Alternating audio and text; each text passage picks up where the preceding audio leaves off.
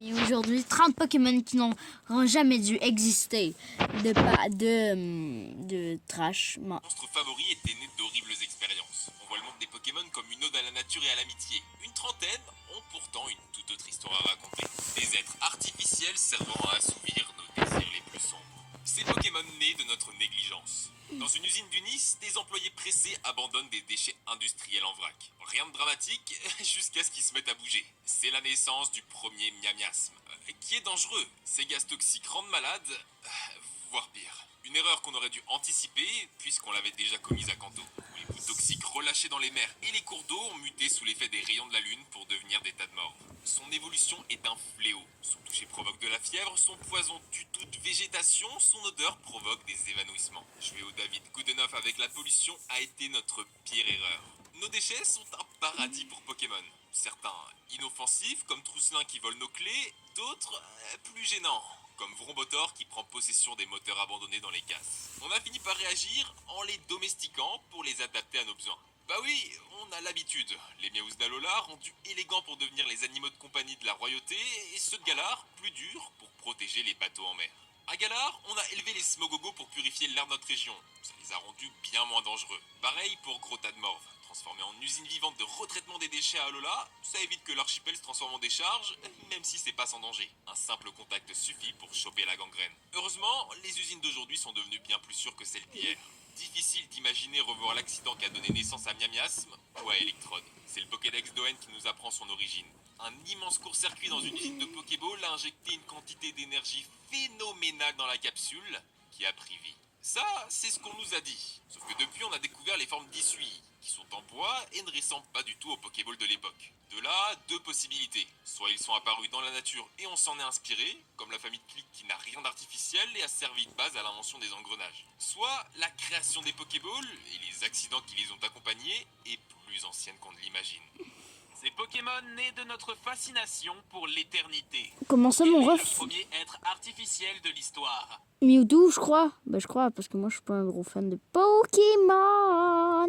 Mais si, je suis un très gros fan, sauf que le lore, il n'est pas présent pour moi. Pour moi, c'est les jeux.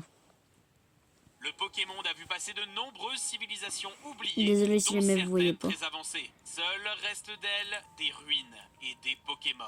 Le plus connu, c'est Magearna, automate à la couleur éclatante. Ah oui, Magearna, un bon Pokémon. C'est encore possible d'admirer son éclat passé, à condition de compléter le Pokédex de Home, ce qui n'est pas donné à tout le monde. Il a été façonné par un scientifique pour la famille royale. Plus qu'un robot, c'est une œuvre d'art qui reflète les penchants de son créateur, les femmes de chambre et les furies, visiblement. Mais surtout, c'était fixer un but, donner la vie à un être parfait, intelligent et doté d'une capacité à percevoir les émotions, à un niveau quasi divin. Et il a réussi, grâce à ça, l'animateur, caché sous son épaisse armure de métal. C'est cet orbe qui met en mouvement Magearna. Pour certains théoriciens, c'est une Pokéball, suggérée par sa ressemblance en forme repos. À l'intérieur, un Pokémon d'un autre temps, peut-être un légendaire.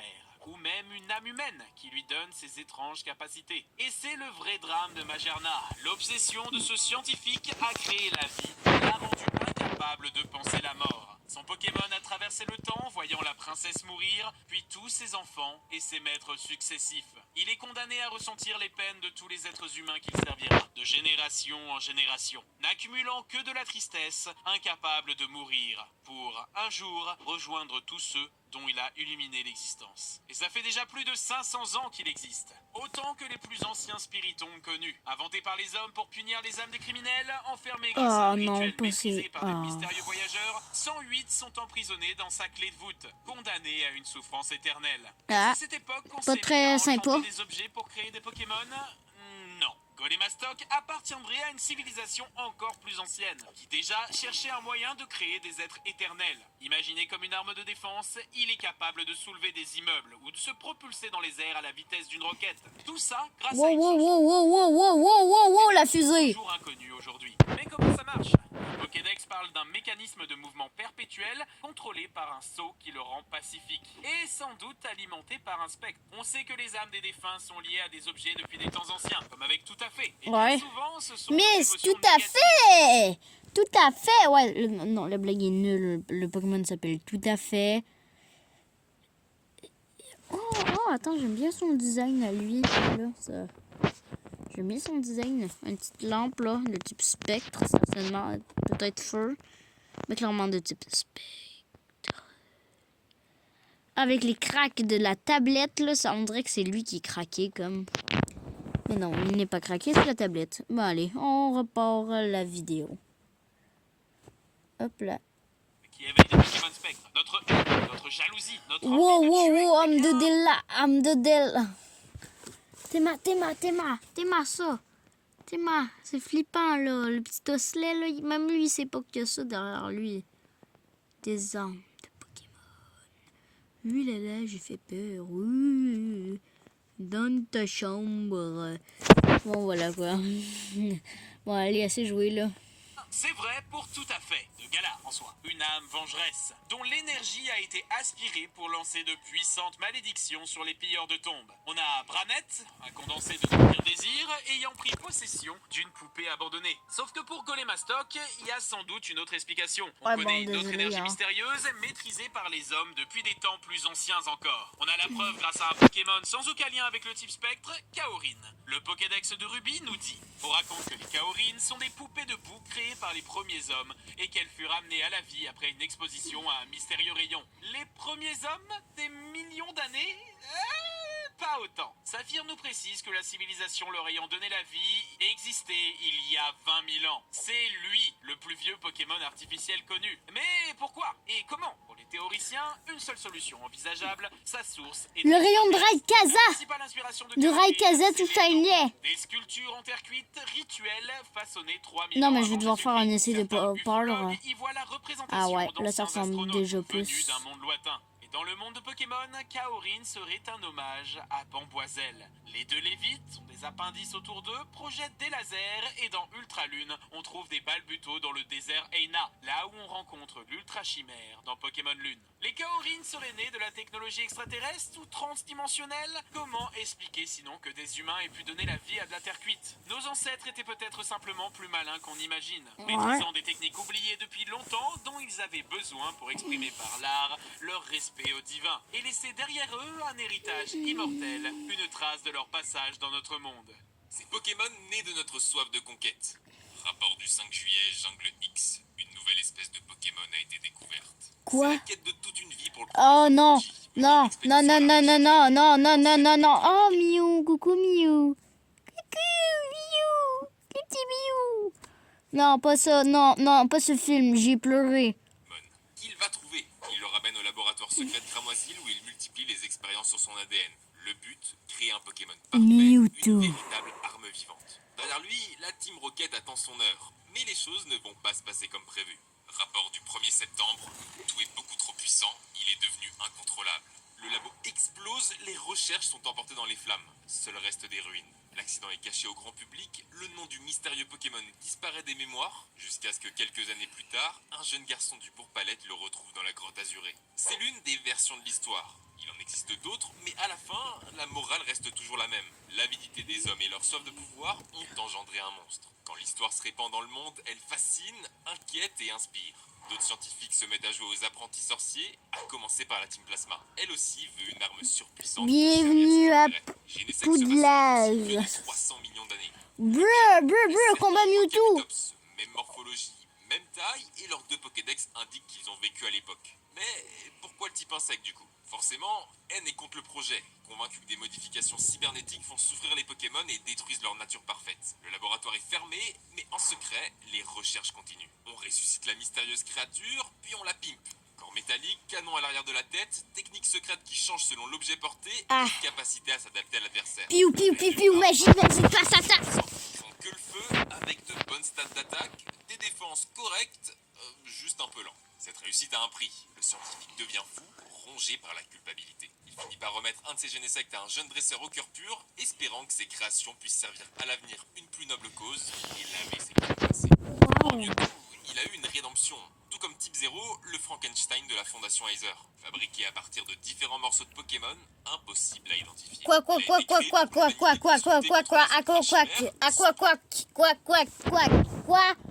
il est écrit par des scientifiques, le Frankenstein. Wow, moi j'imaginais pas comme ça. Pour moi, c'était comme une genre de ultra chimère. Ou plutôt ultra chimère. Ouais, bon, en fait, pour moi, c'est une ultra chimère. Hein. Pour moi, là. Bon, même si jamais c'est pas genre que. Bon, je pense qu'on peut pas le capturer. Parce que j'ai pas ultra lune, ultra soleil, ultra machin, ultra étoile. Ni Pokémon lune, soleil et lune, ni aucun des mangas. Par contre, j'ai déjà lu un peu le début de Pokémon Horizon. J'adore cette série. Oui, parce que moi, je suis un grand fan des mangas Pokémon. Ah, bon, attendez, je vous laisse là. Je veux juste voir. Genre, voilà quoi. Rallumer la tablette. Voilà, de retour. Hop là, et on va juste... protéger et conquérir les autres dimensions. Les gars, on aurait préféré des robots géants. En ultime, la fondation Arceus ou Arceus, mais moi je dis Arceus et parvient à Arceus. reproduire sa capacité à changer de type. 3 sujets d'expérience survivent, mais la douleur provoquée par le rejet des greffes éveille en eux une rage et une colère incontrôlables. Comme Mewtwo, ils ne supportent pas la vie qui leur est imposée. Sauf que cette fois, la fondation s'est préparée. Les spécimens ont des casques vissés sur la tête qui limitent leur pouvoir. Et ça marche, trop bien même. Le système RKS qui leur sert à changer de type est hors service. Les types 0 sont considérés comme des échecs, la fondation les cryogénise, sauf un que Gladio vole avant de s'enfuir avec. C'est en lui donnant de l'amour qu'il arrive à gagner sa confiance, puis à retirer le casque. On découvre alors sa tête, un majestueux plumage blanc, un bec élégant, un pelage argenté, et surtout, un visage serein, sa douleur enfin apaisée. Le garçon le renomme alors Sylvalier, en référence à Silver, l'argent de son pelage, et au mot allié, marquant dans le marbre le lien qui les unit. Qu'est-il arrivé aux deux autres? Le premier est offert au sauveur du paradis Aether, une fois devenu maître d'Alola, mais l'autre demeure introuvable. Quelques années plus tard, un type 0 apparaît à la tour de combat de Galar, gardé par une employée de Macrocosmos qui essaie de l'utiliser pour réduire sa facture d'électricité. Ça marche pas. Ah la Ça y débile. est, les 3 spécimens ont trouvé un dresseur capable d'apaiser leur colère, de construire un lien fort avec eux pour les libérer de leurs conditions. Sauf que, non, celui-là est originaire de Galar, recréé à partir de recherches volées par des scientifiques persuadés d'être meilleurs ou ayant simplement trop envie de découvrir par eux-mêmes la puissance de ce Pokémon. C'est Pokémon nés de notre curiosité. Qui se souvient de Morphéo avec ses Moi. airs de coucouille grise? C'est pas le préféré de grand monde et pourtant, il a une sacrée histoire à raconter. Il a été imaginé par le centre météo pour étudier le climat. Il en a un contrôle total et en tire profit grâce à sa capacité signature. Ça lui donne un sacré potentiel. Imagine des milliers de Morphéo capables de faire pleuvoir lors d'une canicule ou à l'inverse, de chasser les nuages lors des inondations. De quoi sauver Owen des catastrophes engendrées par Kyogre et Groudon. Oh, et c'était pourtant, marrant. les scientifiques s'en débarrassent en le refilant au premier gamin qui passe. Pourquoi? Ça, c'est le Pokédex qui nous l'apprend. Morphéo est un échec. Ses cellules ont une structure proche de celle de l'eau. Ça le rend très sensible à l'humidité, exactement comme un nuage. Mais ça a une conséquence terrible pour lui. Il n'a aucun contrôle sur ses changements de forme, qui fluctuent au gré de la météo. Sa personnalité varie à chaque fois. Ça peut le rendre agressif, dangereux pour son dresseur. Le gamin qu'il a récupéré à Owen en a sans doute fait les frais. Dans les générations suivantes, on en voit dans la nature. Le premier spécimen s'est enfui avant de se reproduire et de devenir une espèce nuisible. Et c'est plutôt courant. Les scientifiques du monde de Pokémon, poussés par leur désir de découverte, commettent d'énormes erreurs. Quelquefois, ça se passe bien, comme avec Motisma, un Pokémon naturel qu'on a longtemps étudié pour en faire une source d'énergie avant de découvrir son véritable potentiel, hanter l'électronique. Frigo, tondeuse, machine à laver ou même téléphone portable, le Motismart rythme notre vie moderne. Bien plus performant que les appareils utilisés dans les générations suivantes et beaucoup plus rare. Mais la plupart du temps, ça donne des résultats au mieux bizarres. Tu n'as jamais trouvé des fossiles de Galar dérangeants, comme si on avait collé des morceaux qui ne vont pas ensemble? Eh ben c'est Ouais. le cas. Les scientifiques ont récupéré des bouts de fossiles sans savoir à quoi ressemblait le Pokémon d'origine. Ils les ont Wow, on avait des beaux résultats là. au mieux bizarres. Tu n'as jamais trouvé des fossiles de Galar dérangeants, comme si on avait collé des morceaux qui ne vont pas ensemble? Eh ben c'est le cas. Les scientifiques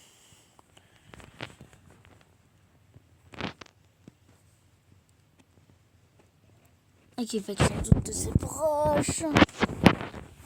Attends, wow, ils sont bons en vrai les...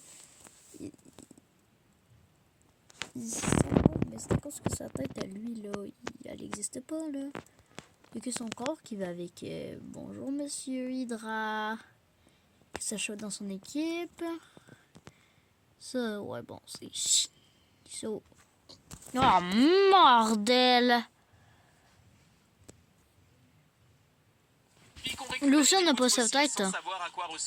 Oui, on a leur tête et leur corps. Au feeling sans se soucier de la cohérence. Rigole pas trop, on a fait pareil au 19e siècle. Des sculptures chimériques très approximatives, avec une tête au bout d'une queue et des membres manquants, comme Hydragon. La différence, c'est que les scientifiques de Galar les ont ressuscités, donnant vie à des abominations. Après, c'est pas si grave, ces hybrides ne sont pas viables, ne se reproduisent pas. On a créé des Pokémon bien plus menaçants pour nos écosystèmes. Métamorphes, très invasifs et sans doute créés dans le laboratoire de Cramoisil, où on en trouve en grand nombre. Capacité de morphing, couleur rose, des clones ratés de Mew. Ça paraît très logique. Pareil pour Deoxys, on sait très peu de choses sur lui. Un virus de l'espace qui traînait autour de notre Terre, exposé à un rayon laser inconnu, il a muté pour devenir un Pokémon surpuissant. Et parfois, la curiosité nous pousse à créer des êtres cauchemardesques, comme pour Porygon, des lignes de code qui ont pris vie, destinées à arpenter le cyberespace pour protéger les ordinateurs. Oh non! Genre le truc est dans un ordi, il protège l'ordi. Et c'est genre, oh non, il protège notre ordi, c'est maléfique ce machin. Genre, qu'est-ce que c'est maléfique? C'est comme un antivirus. N'a pas besoin de manger, boire ou dormir.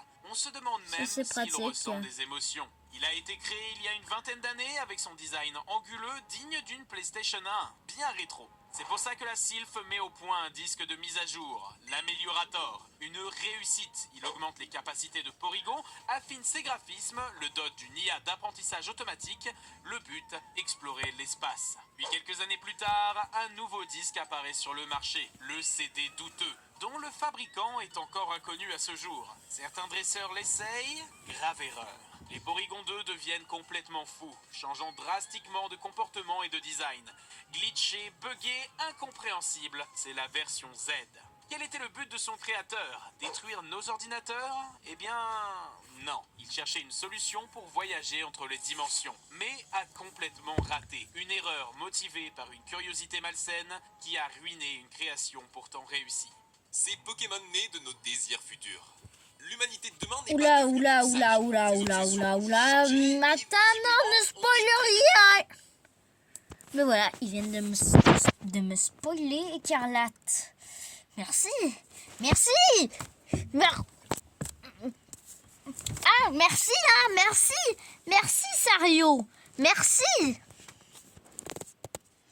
Sérieusement, là. Merci, Sario. Merci. Je vais me calmer, je vais faire un cut, je vais remettre tout ça en place et voilà. Voilà. De méca. C'est une certitude depuis Pokémon Violet où on a découvert les paradoxes. Des êtres importés à notre époque grâce à des machines à voyager dans le temps. Leur origine est connue grâce à une mystérieuse revue ufologique qui est citée par le Pokédex d'Écarlate. Roue de fer, une arme forgée par des extraterrestres. Hotte de fer, une imitation de Maguirna. Paume de fer, un athlète renommé transformé en cyborg. Garde de fer, une invention d'un scientifique fou. Et tout ça est sans doute faux. Le jeu décrit la source comme douteuse. Tu m'étonnes. Regarde comme ça part vite en cacahuète. Mythe de fer est un ovni épiant la race humaine. Tête de fer, le résultat d'un accouplement entre un trioxydre et une machine. Miraillon a carrément réduit la Terre en cendres avec un éclair. Toutes ces descriptions semblent sortir tout droit d'un esprit malade. Pour cause, il y a fort à parier qu'on soit là face à une œuvre de science-fiction un peu perchée. On en a déjà parlé sur cette chaîne. On pense que les paradoxes, futurs comme passés, n'existe pas. Ce sont des créations de la machine de la zone 0. Son rôle n'est pas d'ouvrir un passage dans le temps, ou même vers une autre dimension, c'est bien mieux que ça. Elle donne corps aux rêves de ses utilisateurs. Et ici, elle matérialise l'obsession des deux professeurs pour le livre qui a bercé leur enfance. Tous les paradoxes seraient donc nés de la volonté humaine et n'auraient donc jamais dû exister. Ou plutôt, n'auraient jamais pu exister sans nous. Ils sont la manifestation d'un désir bien tangible qui, lui, ne cessera jamais d'exister. Une inspiration qui pousse l'humanité à sans cesse dépasser les limites. Tant que nous vivrons, nous continuerons à rêver, inventer, imaginer. À créer de nos mains les machines, les œuvres d'art et les Pokémon qui peupleront le monde de nos enfants. Je sais pas pourquoi, mais quand ils l'ont dit comme ça m'a genre touché le cœur. C'est pas comme C'est une sensation étrange comme si jamais imaginé genre une ligne genre passe à travers toi genre c'est genre mais genre dans ton cœur comme jamais genre ça touchait ton âme genre sous le solide. Voilà quoi.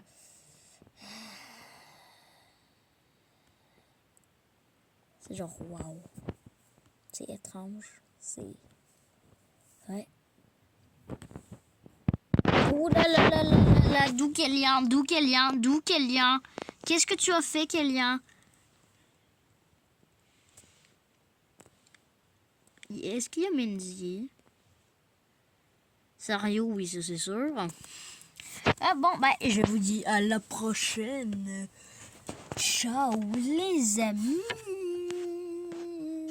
Pourquoi est-ce que je continue la vidéo? Je vais arrêter de chanter. Non, mais voilà quoi. Pourquoi est-ce que je dis des trucs au hasard? Les gens, ils doivent me prendre pour des fous. Là. Mais c'est vrai, je suis un peu foufou là, par moment. Là. Mais voilà quoi. Alors voilà, donc, je vais vous dire à plus. Et à la prochaine. Ciao, les amis. Ah! T'es en train de m'étouffer avec ma gomme. Bon, allez, bon, on va arrêter ça. Hop là. Maudit! Bon, les bye.